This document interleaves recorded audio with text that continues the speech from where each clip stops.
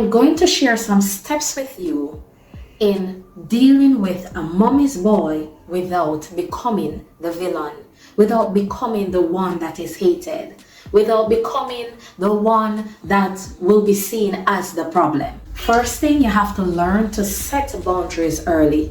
If his mom has a say in everything, guess what? You have to sit down with him and you have to have a heart-to-heart conversation with him.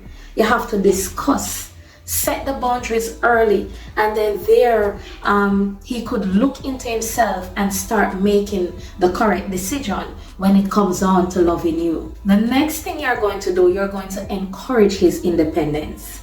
You're going to support him. And I said support. You are not going to mother him. Why? You won't mother him because that place is already taken. So you're going to support him in the best possible way in order to help him to build and to grow without being a motherly figure in his life. The next thing I would encourage you to do is to meet his mom.